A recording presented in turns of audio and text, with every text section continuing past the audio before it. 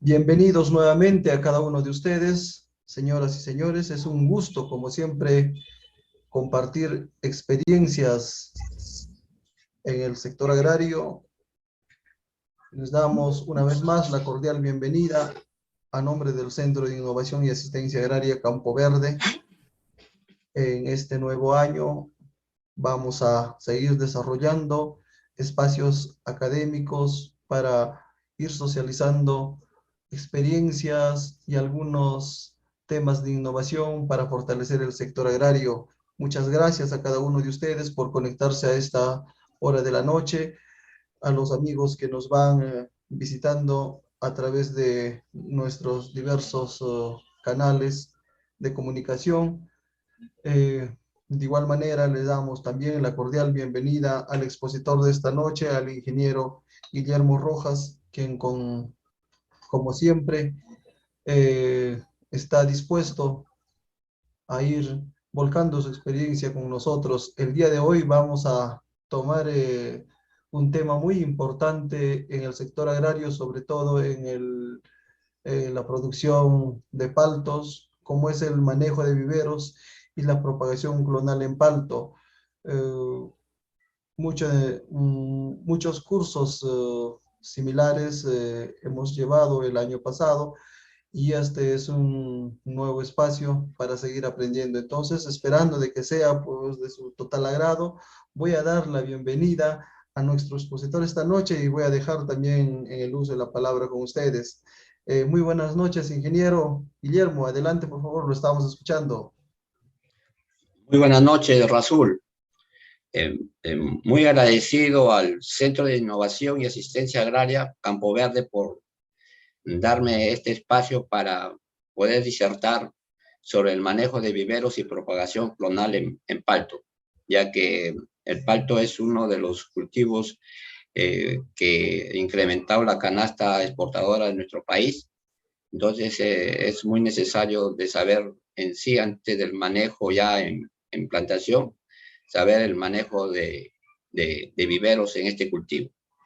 Entonces, voy a dar inicio a la presentación.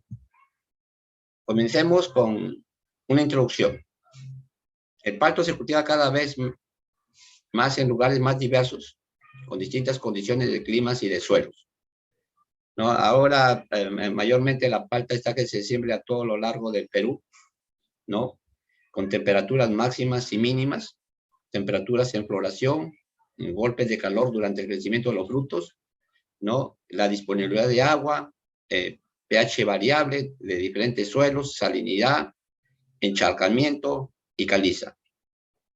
Por lo tanto, se necesita tener plantones de paltas que reúnan todas las condiciones para que se adapten de la mejor manera, ¿no? A los diferentes pisos ecológicos que tiene nuestra región, ¿no? Producción de plantas sanas. He visto necesario primero, antes de instalar o hacer un vivero, no tanto comercial como individual, ¿no? Entrar primero a razas y patrones para ver cuál raza es la mejor y qué patrón es el mejor para poder sembrar de acuerdo a las condiciones, como ya lo he dicho anteriormente, de suelo, ¿no? De clima, para, para producir plantas, ¿no? De acuerdo a las condiciones que queremos y que estén en buenas condiciones para rendir en un clima adecuado. Dentro de las razas paltas, de la palta conocemos tres razas. La primera es la raza mexicana. Es originaria de los valles altiplanos de México Central, clima subtropical a templado, altura de 1.500 a 2.000 metros sobre el nivel del mar. Sus hojas tienen olor a anís, el fruto pequeño de 90 a 180 gramos y es de forma piriforme, ¿no? Cuando, por ejemplo, tenemos un patrón de raza mexicana, ¿no? Es bien fácil, ¿no? Coger una hoja de patrón y si sale olor a anís, es que este patrón es de esta raza mexicana que les he nombrado, ¿no? Es muy difícil que los engañen en este sentido a los productores. Raza guatemalteca, es otra raza que tenemos. Es originaria del centro occidental de Guatemala, altura de 1000 a 2000 metros sobre el nivel del mar, presenta cáscara gruesa, es resistente al transporte de la fruta, peso de 120 gramos a 1500 gramos y fruta de forma esférica y ovalada. Raza antillana, originaria de la costa del Pacífico, en Chiapas, México, El Salvador, Honduras, Nicaragua y Costa Rica. Alturas menores de 1000 metros sobre el nivel del mar. Adapta a temperaturas altas. Frutas entre 110 y 1110 gramos. Fruta de forma ovalada. La mayoría de los patrones a veces es de esta raza antillana, ¿no? Aquí les muestro un cuadro, ¿no? De las 3 razas, ¿no? En cuestión de manejo agronómico en sí, de lo que nos pueden dar estas 3 razas, ¿no? Por ejemplo, en suelos pesados y de baja aireación, la mexicana es buena, ¿no? La guatemalteca es regular y la antillana es mala. Aquí ya nos da un indicativo que, por ejemplo, si un suelo es pesado y de baja aireación, no podemos sembrar, por ejemplo, antillana.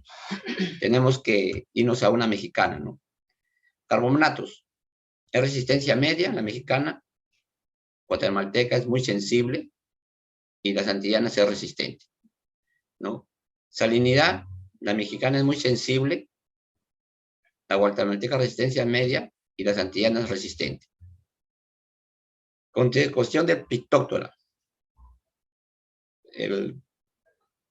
lo que ocasiona la pudrición de la raíz, ¿no? Y este hongo es muy temido por los agricultores, ya que si existen demasiadas lluvias y no existe un buen drenaje, puede existir el problema de que se puede secar toda la plantación, ya que un encharcamiento o un mal drenaje, el cultivo de la palta no aguanta estas condiciones, ¿no? Y tiende a morir, ¿no? Entonces está la mexicana, que es muy sensible, guatemalteca sensible y antillana sensible, ¿no? Entonces me podrían decir, los agricultores me pueden decir la pregunta, entonces, si todas las razas son sensibles, ¿no? ¿Qué patrón podemos utilizar? Ahorita mayormente para contrarrestar este efecto, ¿no? Este problema de este hongo, está que se utilizan mucho los patrones clonales, las plantas clonales, que son resistentes a este hongo, ¿no? Ya se ha probado y está que da muy buenos resultados, ¿no? Sembrar plantas clonales para poder contrarrestar el ataque de este hongo Phytophthora, que es mortal en la plantación de mango. Ahora vayamos a los patrones. Antes de decidir hacer un vivero, no tenemos que ver qué patrones tenemos que utilizar. Y eso está en base a la zona, ¿no? Al tipo de suelo, ¿no? A las características de salinidad, de carbomatos, ¿no? Para ver qué patrón se adecua, ¿no? Para contrarrestar estos efectos negativos, para que nuestras plantas tengan un buen desarrollo en el suelo definitivo, ¿no? La propagación de palta se inicia con la elección del patrón. El patrón debe tener las siguientes características: debe ser rústico, ¿no? Debe presentar vigor, ¿no? Debe ser resistente a plagas y enfermedades, compatibilidad a la variedad injertar y tolerancia a sales, ¿no? Entonces, el patrón a utilizar tiene que tener estas características, ¿no? Para que puedan en sí ayudar a la yema, a la variedad que va a ser injertada, a superar todos estos problemas, ¿no? Y ustedes saben de que la palta es muy sensible a las plagas y enfermedades, ¿no? A la tolerancia de sales y a carbomatos. Portainjertos o patrones utilizados, ¿no? Vamos a entrar a los portainjertos, ¿no? O patrones utilizados, mayormente en palta.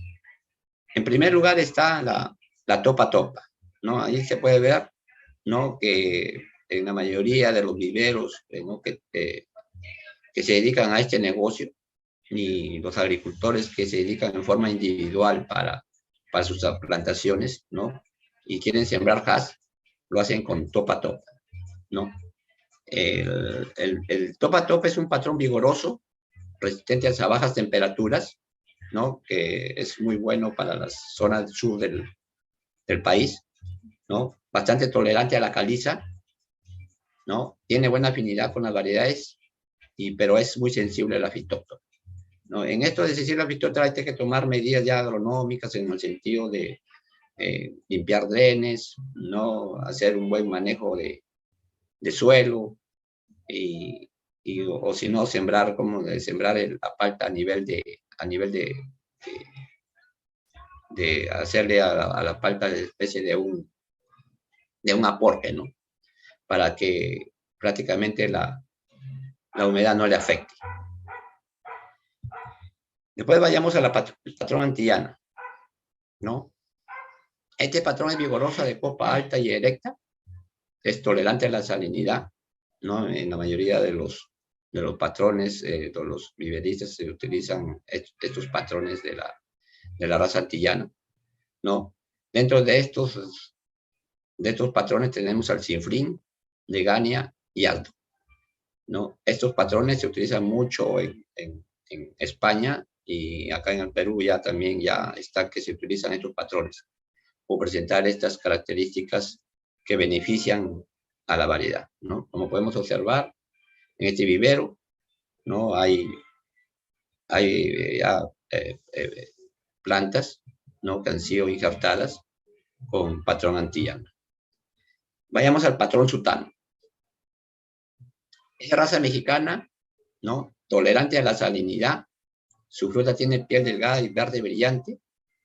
Este patrón se utiliza bastante para ser injertado con la variedad Hass también, ¿no?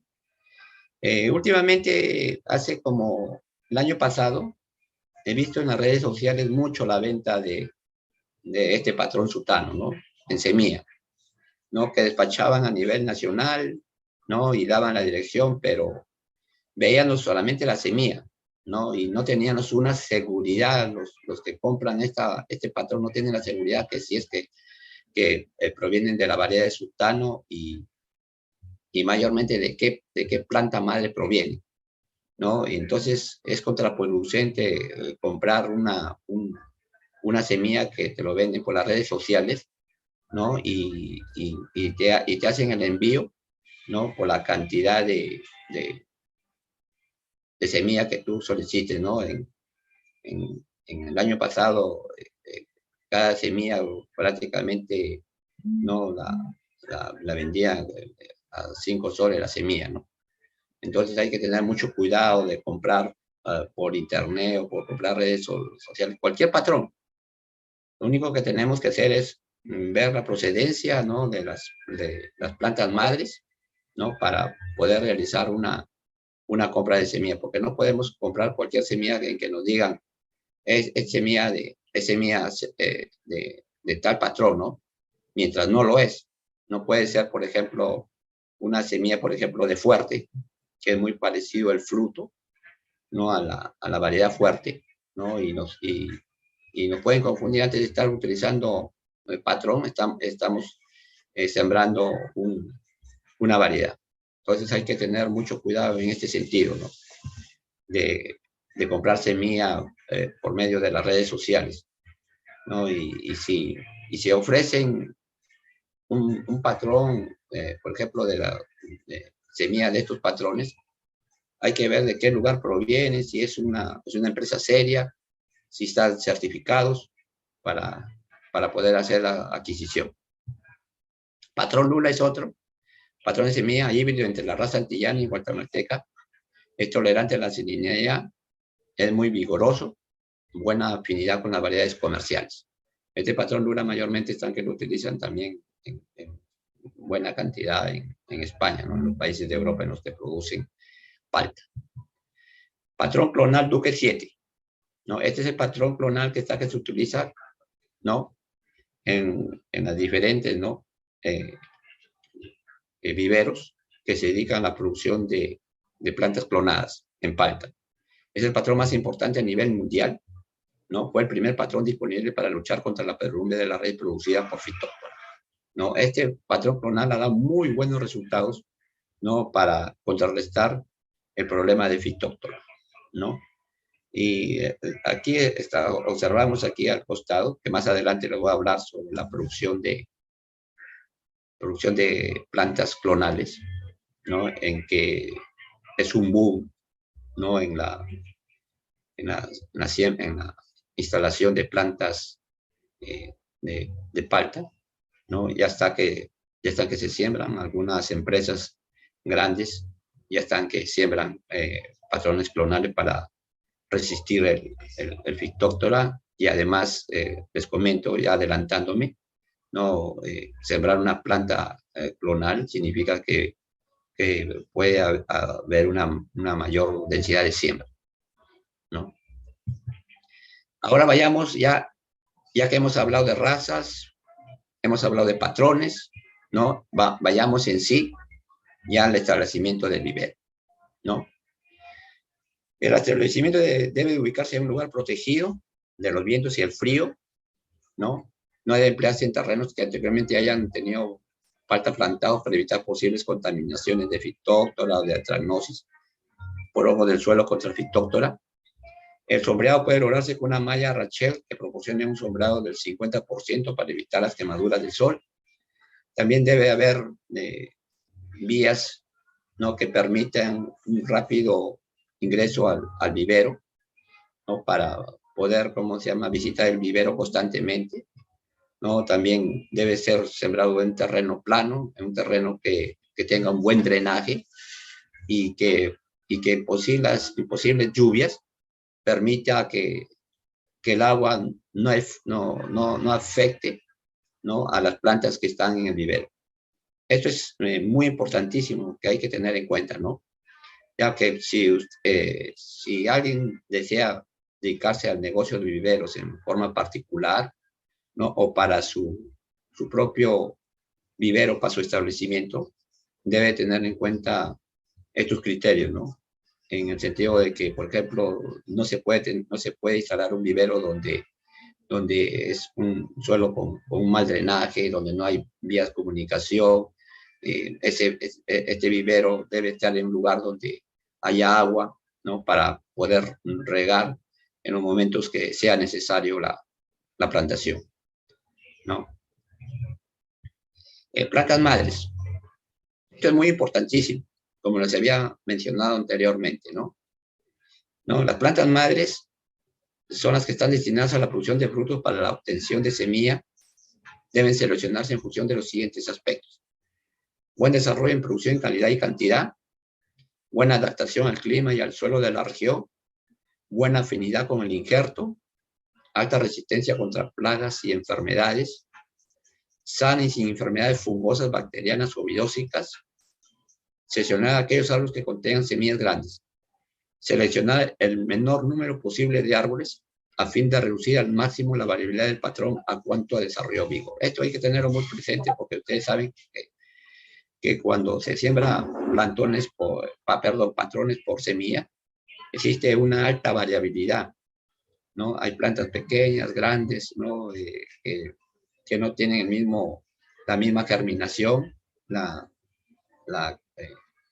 uniformidad no es pareja, así como sucede en las plantas clonales, ¿no?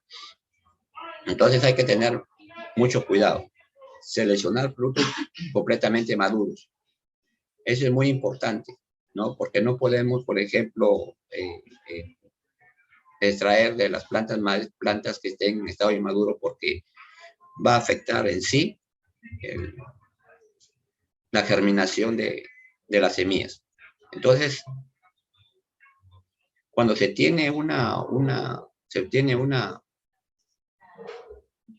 vivero, hay que tener muy en cuenta, ¿no?, de dónde sacamos la semilla para propagarla como patrón, ya que es muy necesario. Hay algunos agricultores que no, o algunos viveritas de la zona, ¿no?, que te sacan, que no dejan que madure la planta, la fruta en la planta. A veces lo sacan las plantas y las maduran con estrés, ¿no?, para tener la semilla lo más pronto posible, ¿no? A veces no los cosechan como debe cosecharse, tumban la fruta y la fruta cae al suelo, ¿no? Y al caer al suelo prácticamente ya esa semilla está contaminada, ¿no? Por problemas fungosos que hay en el suelo, mayormente fitóctona. Y es muy necesario tomar este aspecto como algo muy importante. Por eso les he mencionado de que comprar semillas, ¿no? Por las redes sociales, ¿no? Eh, hay una duda y desconfianza de que de dónde se han obtenido esas semillas, ¿no? Han podido obtener de cualquier planta madre o han podido sacar de una planta que está enferma, ¿no? Y que nos va a dar la seguridad de que tenemos una semilla, ¿no? De buena calidad para realizar una buena siembra de plantones. Entonces, estos criterios siempre hay que tenerlos presentes, ¿no? Para no fracasar en las plantas, ¿no? Ya que estas semillas, si se siembran y son de plantas madres que no reúnen las condiciones, vamos a tener un gasto de tiempo y de dinero. Y al menos si los agricultores se dedican al negocio de producir plantas, ¿no? De cualquier fruta, ¿no? Puede ser de limón, mango, palta, etcétera, ¿no? Tenemos que sacarlas de plantas que se certifiquen que son plantas, ¿no? Con un buen desarrollo y producción en calidad y cantidad. Ahora vayamos a la selección de semilla. Ya hemos escogido el patrón, ¿no? Ya hemos escogido el lugar, ¿no? Ya hemos escogido las plantas madres. Ahora vayamos a otro parámetro para tener un vivero en buenas condiciones de producción, ¿no? Vayamos a la selección de semilla. La semilla del patrón seleccionado debe ser certificada, como ya les he mencionado, ¿no? Conocer su herencia, de dónde viene, de qué lugar, ¿no? De dónde se ha sacado esa planta, cuánto es su producción, qué tiene, en qué condiciones, ¿no? La variedad. Ya el agricultor, de acuerdo a las condiciones que tiene en el suelo o a las condiciones donde está instalado su vivero, ¿no? Y según se va a desarrollar esta planta, ¿no? Tiene que ver qué variedad es buena. Por ejemplo, hay algo muy... hay un ejemplo acá. Por ejemplo, acá en el norte del Perú, en Piura, especialmente en el Valle de San Lorenzo, ¿no? Muchos agricultores no quisieron traer la variedad Hass acá a la zona del norte, ¿no? Para poder exportar. Y prácticamente esta variedad Hass no tuvo, ¿cómo se llama?, adaptabilidad en cuestión de clima, ¿no? A la zona norte del Perú, ¿no? Mayormente yo me refiero a la zona de acá de San Lorenzo, Tambo, Piura. El calibre se quedó demasiado pequeño, no tuvo la producción esperada, ¿no? Entonces no se comportó igual que la fuerte. La fuerte es una variedad que se comporta muy bien en la zona de acá del norte del Perú. Entonces, lo que tuvieron que hacer los agricultores que habían sembrado para esta variedad, prácticamente tuvieron que eliminar plantación o otros hicieron cambio de copa. Y hubo una pérdida de tiempo y de capital por parte de sus exportadores, agricultores que quisieron de sembrar, ¿no?, esta semilla, ¿no? Ahorita prácticamente se sembró en la parte baja donde hace bastante calor. Tengo entendido de que ya está de siembra en las zonas altas de Piura, ¿no? Donde el nivel, donde las plantas están sobre 1.800 o 2.000 metros sobre el nivel del mar, y esta que da buenos resultados. Las primeras producciones son muy buenas, ¿no? Y al ver esto, hay muchas empresas que se dedican a la exportación que apuestan nuevamente por sembrar haz, ¿no? Pero en la parte alta del departamento de Piura. Entonces, esto es una buena noticia, pues, para los agricultores, ¿no? que tienen tierras en la parte alta de la serranía de Piura, ¿no? Y además es una fuente de trabajo para todas las personas que se encuentran en esa jurisdicción, ¿no? Entonces, esperando de que se siga incrementando para que haya un boom exportador en cuestión de gas acá en la zona de Piura, en la parte alta. Después debe estar libre de virus, es importante, ¿no? Ser tolerante a ese exceso de humedad, ¿no? La semilla debe ser grande y de frutos maduros. Estos criterios hay que tenerlos muy presentes para cuando se realiza la selección de semilla. Vayamos al tratamiento y certificación de la semilla. Los frutos completamente maduros se despulpan, se lavan y se orean para obtener la semilla. Es conveniente eliminar las cubiertas de las semillas porque ello va a acelerar su germinación, ¿no? Se recomienda cortar una pequeña porción de unos 2 a 3 milímetros de su ápice de la pepa para aumentar el porcentaje de germinación, ¿no? Después de que se haya cortado este ápice de la pepa, ¿no? Se procede a desinfectar la semilla con una solución de ridomil más risolés en proporción de 1 a 2 gramos por litro de agua de cada producto por un tiempo de 4 a 24 horas. En algunos casos estamos acá en el norte para cuando se hagan semillas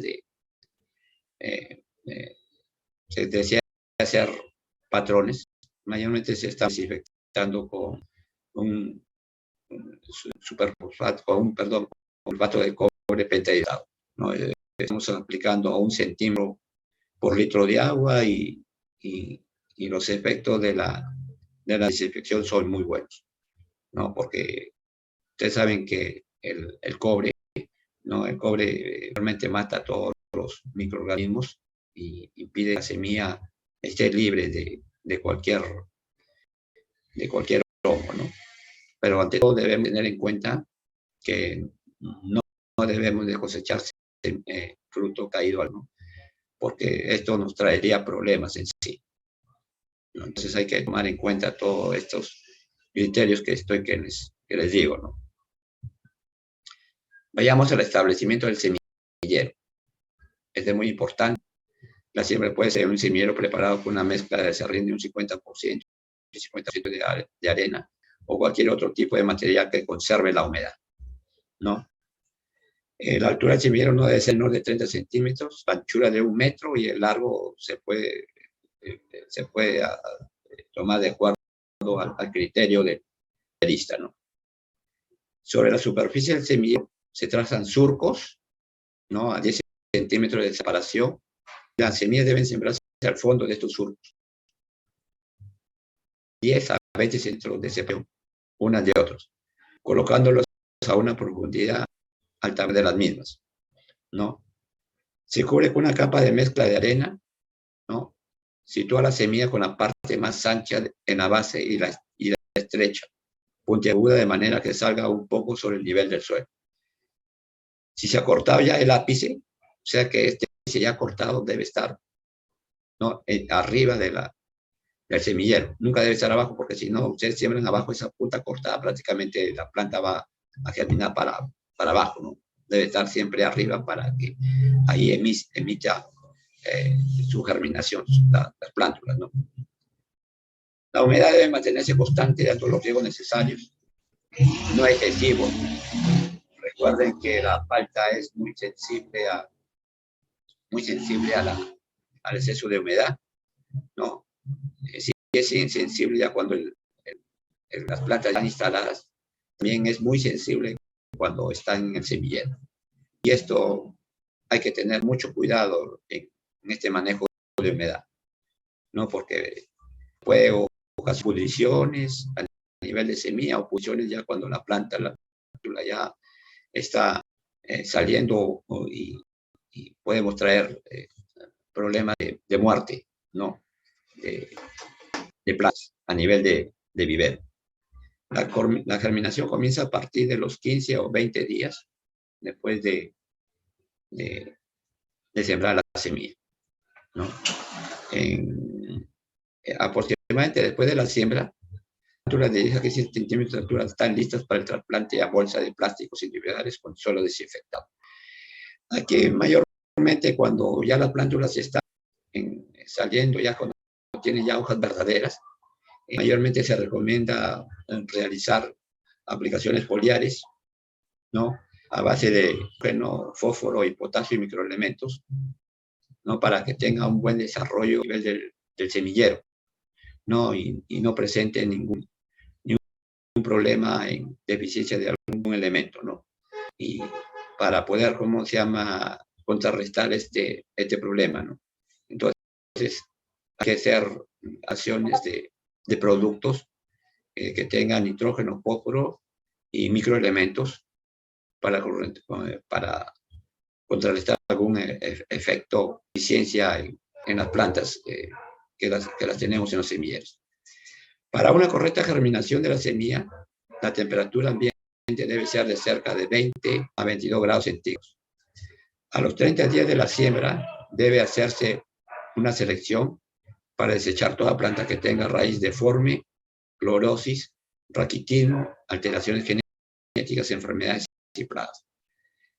En esto hay que ser bien estricto, ¿no?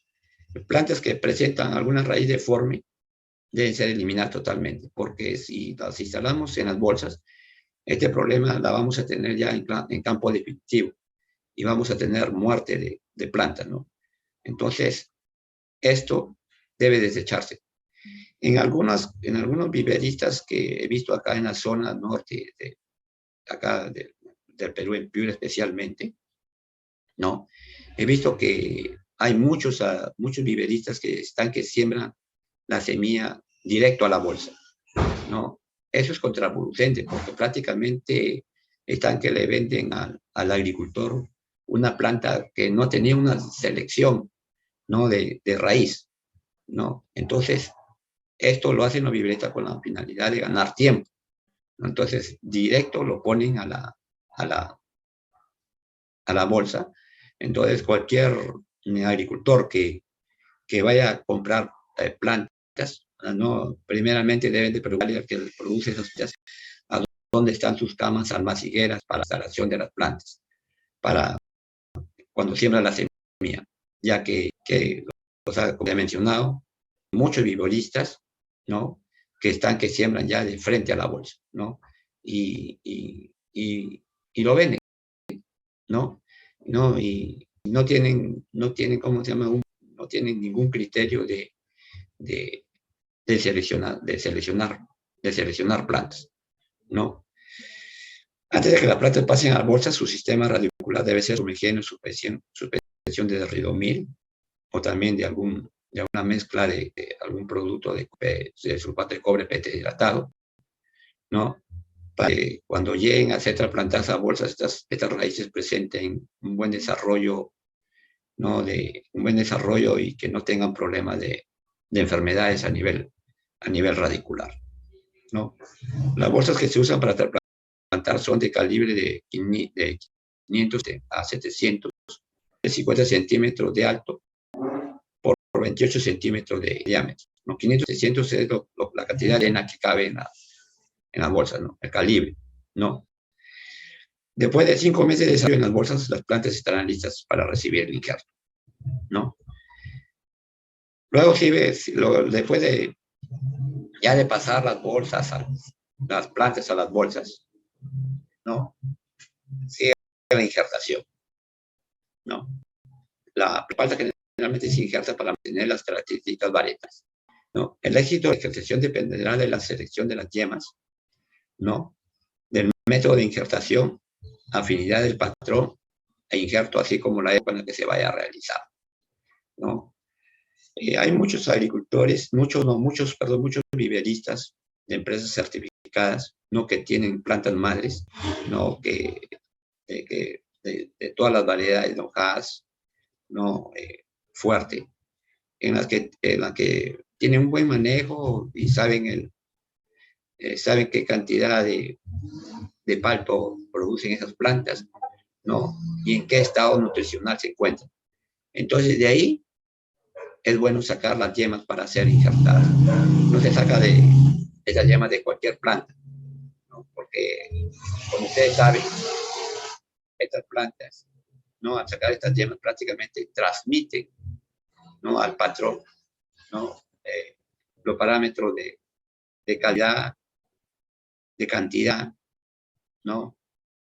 De libres de plagas, ¿no? Entonces, hay que tener mucho cuidado cuando sacamos estas yemas para hacer injertos, ¿no? ¿No?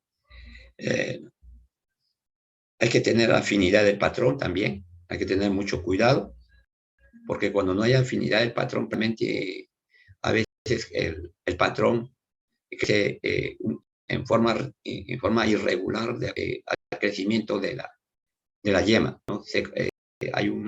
Hay una protuberancia, hay una protuberancia entre la unión de la yema que está injertada con el patrón. Entonces, da mal aspecto y también no permite de que haya un adecuado suministro de agua y de elementos de la raíz a la planta. Entonces, esto hay que tener mucho cuidado de acuerdo a la afinidad del patrón, ¿no?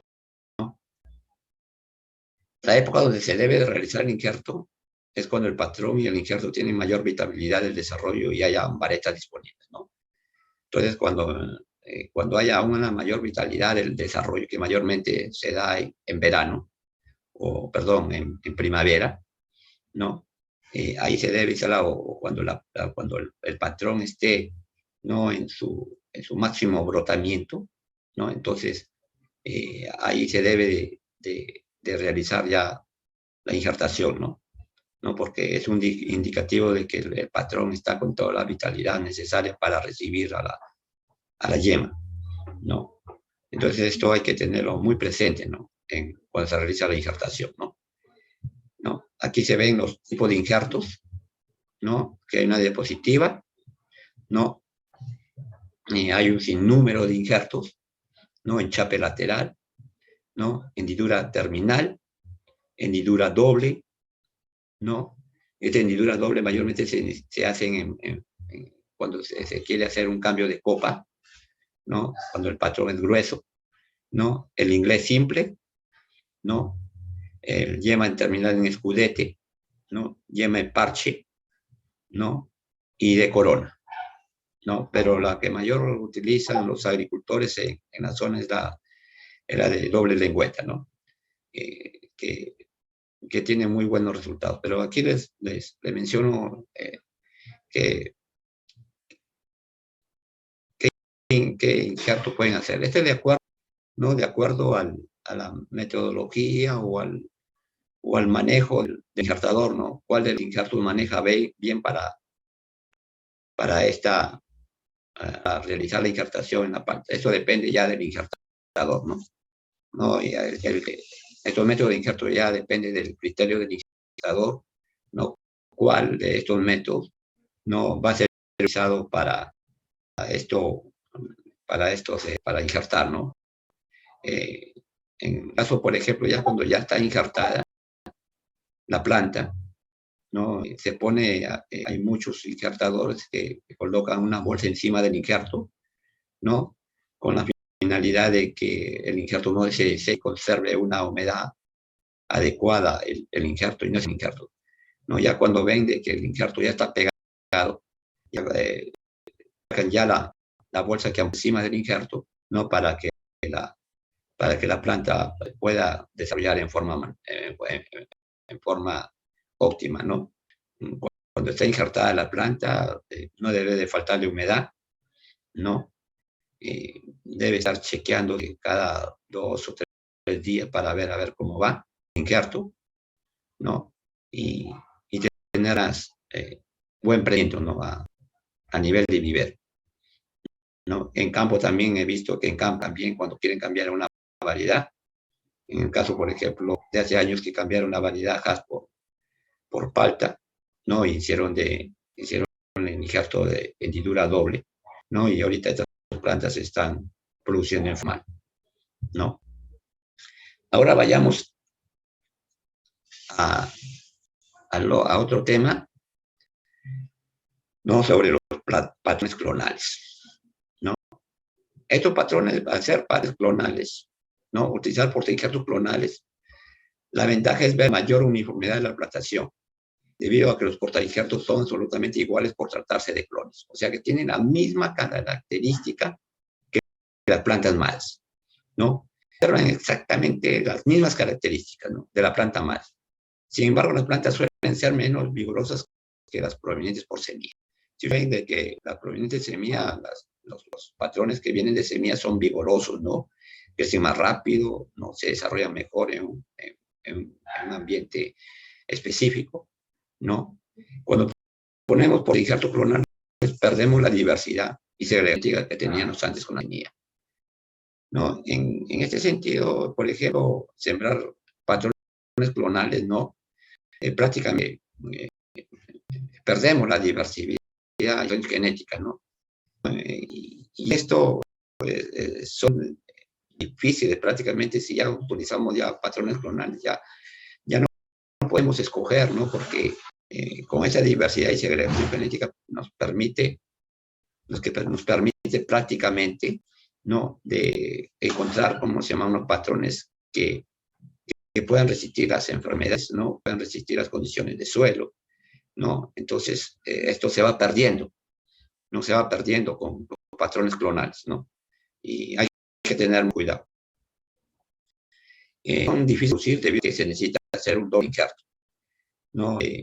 Para tener una planta clonal de palta se demora de 15 a 18 meses, y en el caso de la siembra por semilla, más o menos 7 a 8 meses, ya para obtener prácticamente la planta injertada, ¿no?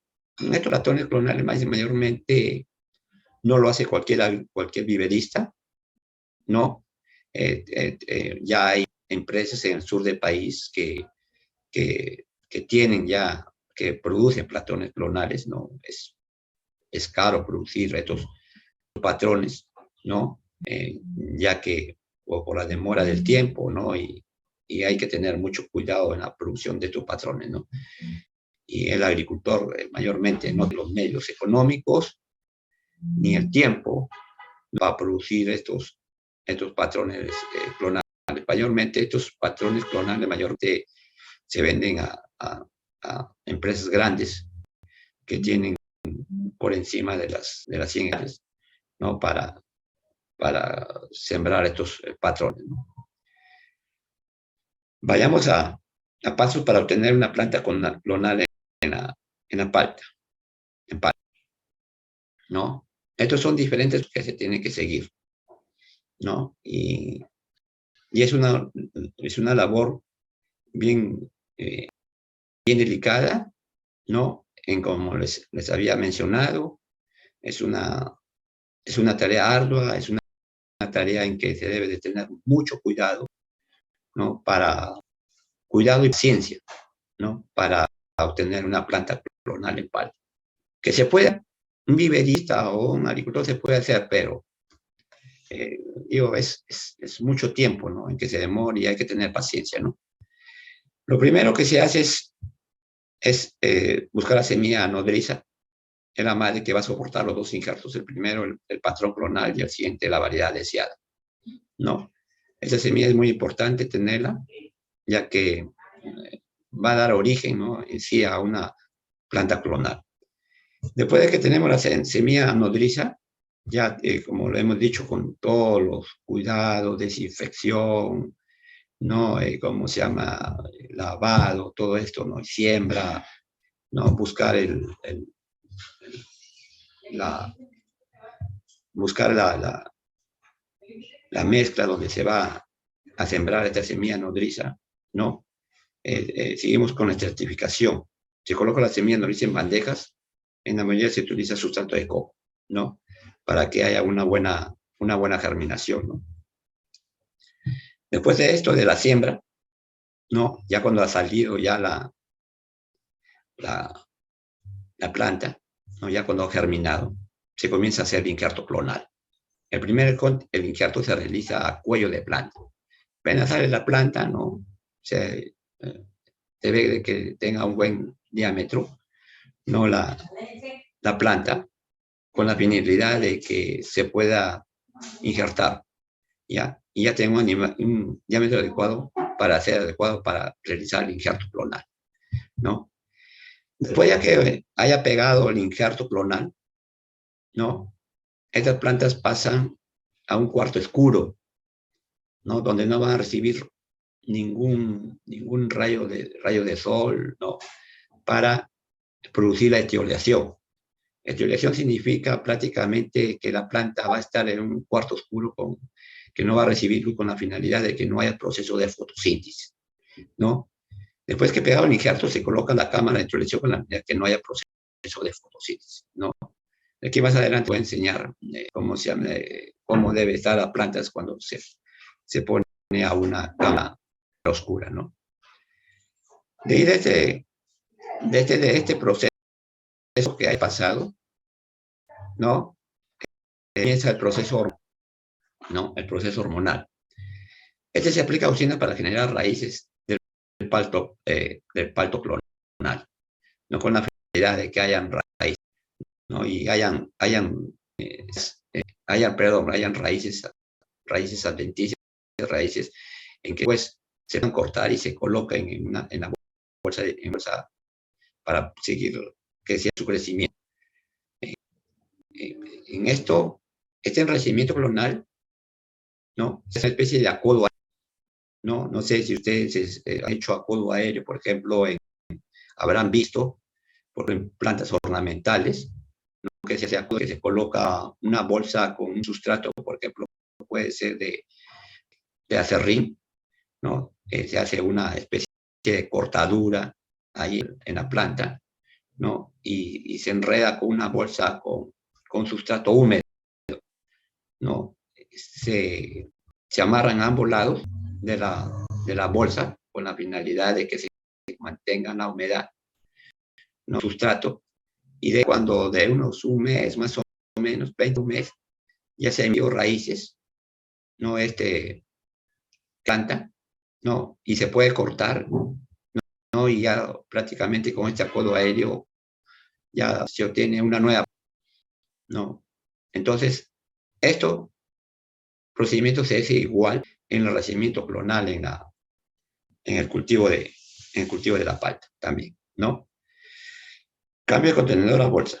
Se separa de la semilla nodriza prácticamente, ya cuando enraizado, ¿no? Prácticamente ya se separa, se desecha prácticamente la semilla nodriza, porque como ya tiene raíces propias, no prácticamente ya raíces ya tienen la función de poder absorber agua, elementos nutritivos, todo, y se coloca una bolsa con sustrato, con la finalidad de que siga, que siga creciendo ya en la bolsa, ¿no? ¿Entiendes? ¿No? Y después sigue ya en la bolsa, ya cuando ya la planta ya se separa de la semilla nodriza, ¿no? Comienza a crecer el crecimiento del patrón, ¿no? Se retira de la cámara oscura el patrón y se realiza ya la segunda injertación con la variedad deseada, que puede ser fuerte, Hass, ¿no? Con la variedad que desee, ¿no? Con la finalidad ¿cómo se llama? De obtener ya una planta clon, ¿no? Esto, como se observan, son un sinnúmero de etapas y en cada etapa no hay que tener mucho, ¿no? Es cualquier persona, ¿no? No lo puede hacer, tiene que estar bien preparada, o tiene que hacer alguna práctica en estas empresas que tienen propagación de plantas clonales en palta para poder realizar. También tiene que tener, tiene que tener, como se llama, bastantes, bastantes, por ejemplo, poseer instalaciones, ¿no? Donde tengan un buen cuidado, ¿no? Inclusive estas empresas que producen estas plantas clonales tienen certificación Global GAP, ¿no? En que todas las etapas, ¿no? Están supervisadas, monitoreadas, ¿no? Por una certificadora, ¿no? Y esto tiene mucha valía, ¿no? Al comprar estas plantas, porque prácticamente estas plantas están certificadas por una certificadora, ¿no? Entonces, ahí hay seguridad, ¿no? En la compra de estas plantas. Y también estas plantas, pues, tienen su precio, ¿no? Que es muy alto, ¿no? Para comprar estas plantas, ¿no? ¿No? Ahí está una planta clonal, ¿no? Variedad comercial, porte injerto clonal, ¿no? Como les he dicho, nodriza, está la semilla nodriza, ahí si ustedes observan la semilla nodriza, ahí está el porte injerto clonal, ¿no? Aquí ya prácticamente, aquí en este lado, ¿no? No, prácticamente aquí ustedes pueden observar que esta planta, se prácticamente desarrollado, se ha injertado, ¿no? Prácticamente, ¿no? Acá prácticamente ponen un acodo aéreo, ya se emiten sus raíces, y al emitir sus raíces ya prácticamente se puede poner una bolsa y comienzan ya a ser injertados, ¿no? Este es el procedimiento prácticamente para la obtención de una planta clonal en palta, ¿no? Aquí, como les indiqué, ¿no? Anteriormente, aquí prácticamente ya la su proceso de etiolación, ¿no? Ya está puesto ha sido colado en la cámara, en la cámara ya de no, en la cámara sin que no, cámara oscura, donde no ha recibido luz, ¿no? Y ha querido prácticamente esta forma, ¿no? Este color, ¿no? Entonces, para esa finalidad se utiliza, ¿no? la cámara, ¿no? Para producir esto, y en esa cámara también se van a producir raíces mediante etiolación, ¿no? Y mediante las aleaciones de auxinas que van a producir, ¿no? Que la planta produzca raíces para luego ser cortada y puesta en una bolsa para posteriormente ser injertada, ¿no? Después, ya que emite raíces, ¿no? Se saca de se llena en bolsas, se saca de la planta, de la cámara oscura, ya con la finalidad de que la planta comience a realizar el proceso de fotosíntesis, ¿no? Y que ya esté lista para recibir a la variedad que uno desea, ¿no? Injertar, ¿no? Como les he mencionado, en las plantas clonales tienen mucho beneficio, en el sentido de que las características son de la planta madre, ¿no? De rusticidad, vigor, libre de plagas y enfermedades. Tiene un crecimiento no demasiado vigoroso, y que permite utilizar una alta densidad de siembra. También permite ser precoces en la producción. Eso es lo más importante, ¿no? Que son precoces a producir o más rápido que una planta injertada en forma regular, en forma normal, ¿no? Entonces, esas son las ventajas, sino que la única desventaja es que con este sistema prácticamente estamos perdiendo la variabilidad genética de la planta, ¿no? Prácticamente, y hay que cuidar la variabilidad genética, ¿no? de la planta, ¿no? Aquí se obtiene una plantación este método clonal prácticamente todas las plantas son uniformes, ¿no? En crecimiento. En cambio, en las variedades que se siembran por día y se injerta, ¿no? Siempre hay una uniformidad en el crecimiento, ¿no? En cambio, las de acá, bajo este método, todas las plantas son del mismo tamaño, ¿no? Y no hay ninguna que crezca más y ni una planta que crezca menos. Todas tienen un crecimiento parejo. Y eso lo demuestran tanto en el campo, no, perdón, lo demuestra tanto en el vivero como no sé, un crecimiento parejo, ¿no? Aquí ya está, como le pueden ver, aquí ya está injertado prácticamente, ¿no? Ya está fuera de la planta, de la cámara, de la cámara, ¿no? ¿No? Ya está esperando de que la yema reviente, ¿no? Y como ustedes ven, ¿no? Todos tienen el mismo tamaño, ¿no? Y cuando ya brote la yema, todas van a tener el mismo tamaño uniforme. Entonces, se tiene que utilizar una mezcla adecuada, ¿no?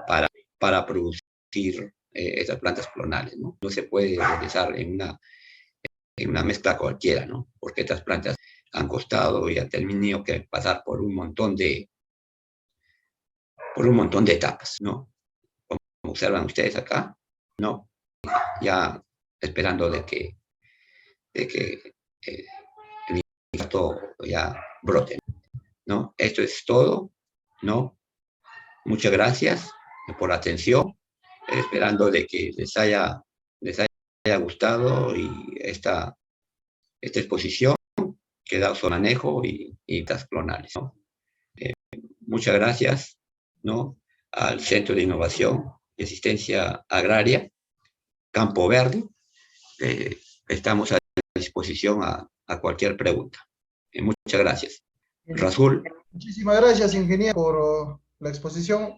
Ahí, quiero comentarle algunas preguntas que me están haciendo llegar.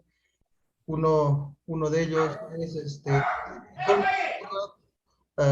¿cuál es el tipo de patrón que podríamos utilizar? Es decir, ¿qué tipo de semilla podríamos utilizar previo a los injertos? Como te mencionó Rasul, todo depende a las condiciones donde se va a sembrar ¿cómo se llama? La plantación, ¿no? Por ejemplo, en la parte andina de nuestro país, en los valles andinos, en las partes altas, ¿no? Como Ayacucho, ¿no? Cusco, Huancavelica, ¿no? Mayormente está que se utiliza la topa, ¿no?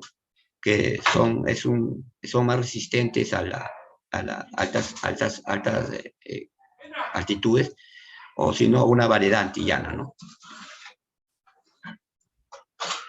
Gracias. ¿Cuál sería el nivel de rendimiento si utilizo una semilla o el sotano en la producción de patrones? Con un alto manejo agronómico, como tú deciste, hay manejo bajo, manejo y manejo alto, manejo agronómico, ¿no? Es de acuerdo al manejo que tú realizas la plantación, ¿no? Una plantación te puede rendir fácilmente de 15 toneladas por hectárea. En cambio, en una plantación, te comento, en una plantación con variedades clonales, se puede llegar muy fácilmente se puede llegar a más de 20 toneladas por hectárea. Gracias, ingeniero. Otra pregunta.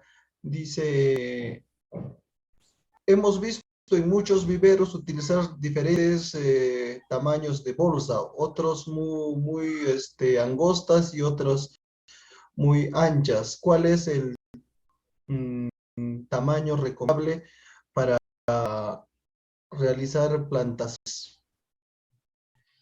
Bueno, para plantaciones de palto, ahí en mi diapositiva ya lo he mencionado, ¿no? Tiene que ser tenga un diámetro más o menos de unos 10 centímetros de diámetro y una bolsa mayormente que pagan mayormente unos 4 kilos, por 4 o 5 kilos por bolsa, ¿no? La finalidad es de utilizar unas bolsas largas con la finalidad de que no haya una acumulación de raíces, porque si tú utilizas una bolsa demasiado pequeña, práctica, no va a haber un buen desarrollo radicular, a pesar de que tú has escogido las semillas derechas, ¿no? En que no han tenido ni una torcedura ni el semillero, pero si tú tienes una bolsa demasiado pequeña, prácticamente vas a tener ese problema de que vas a tener raíces torcidas porque las raíces no va a tener el medio necesario para crecer, tanto en forma longitudinal y lateral. Muchas gracias, ingeniero. Una siguiente pregunta. Dice, hemos visto en algunos viveros reemplazar el sustrato por cascarilla de arroz o restos de coco. ¿Es factible utilizar esos elementos en calidad de sustrato o solamente lo que comúnmente hacemos? Bueno, en la mayoría de los casos los agricultores utilizan arena de río, ¿no? Con arena de chacra, ¿no? Pero si tienen cascarilla sería muy bueno con cascarilla de arroz, ¿no? O de coco, ¿no? ¿Por qué les digo eso? Porque eso permite de que la planta tenga una buena aireación, ¿no? Y que no pierda humedad, ¿no? O sea, con estos sustratos permite que, además de aireación, ¿no? Y que tenga un buen drenaje, ¿no? Que no haya un encharcamiento prácticamente, ¿no? Entonces eso facilita el crecimiento y facilita de que la planta tenga algún ataque a nivel fungoso por exceso de humedad. Gracias. Otra pregunta dice, ¿cuál es el tamaño adecuado para iniciar injertos si tengo un patrón topa-topa o sotano o es por edad de la planta? Para hacer el injerto, Así es. para hacer el injerto, mayormente el agricultor o el violista, mayormente, o el injertador, mayormente tiene que tener el diámetro de un lápiz. Ya el diámetro de un lápiz prácticamente ya se puede hacer el injerto, ¿no? Ese es un parámetro que nunca falla y siempre lo tienen para el presente los injertadores, ¿no? Que ya cuando esté de grosor de un lápiz ya está listo para ser injertado esa planta. Gracias. La siguiente pregunta. Eh, por lo general en la sierra se utilizan patrones de topa-topa y se injertan con haz o fuerte, pero en campo definitivo no vemos el desarrollo. Aquí pues se puede ver. Mira, de esto se puede ver muchos factores, como yo te digo, por ejemplo, si ellos han podido comprar, ellos no han producido sus mismos plantones. Una de esas puede ser, si ellos no han producido los mismos plantones, ¿no?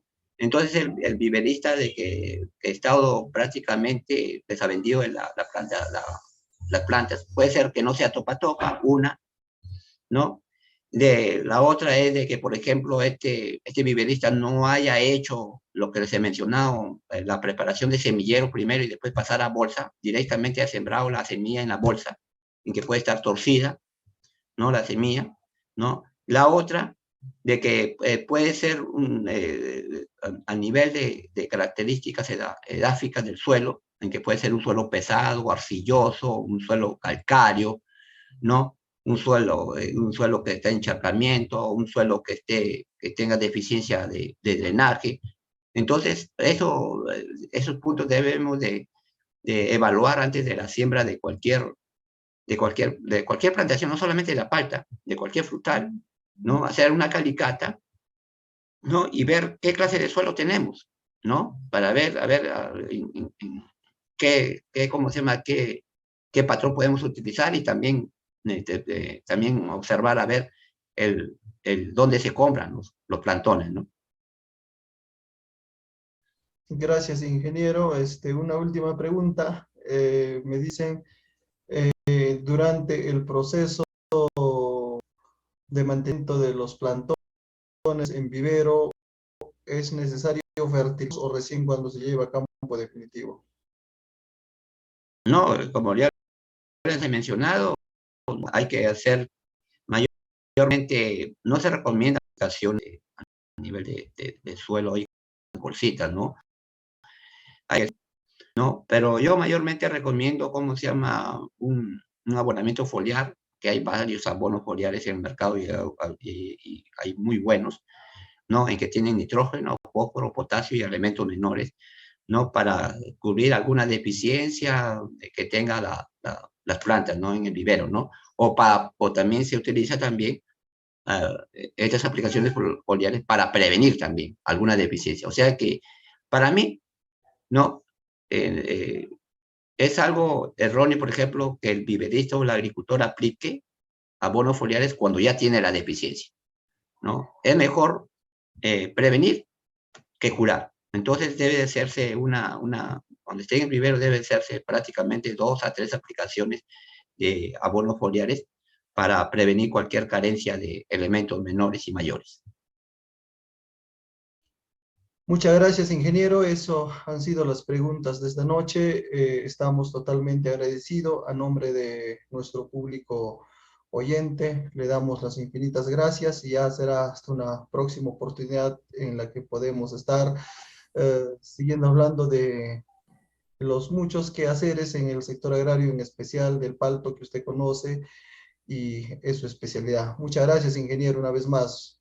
También muchas gracias, Rasul, muchas gracias a todos los oyentes y esperando alguna consulta por parte tuya, me la puedes comunicar por correo o si no por teléfono ¿cómo se llama? Para ver las inquietudes que tengan los agricultores en la zona sur del país. Muchas gracias. Muchas gracias, ingeniero. Hasta pronto. Hasta pronto.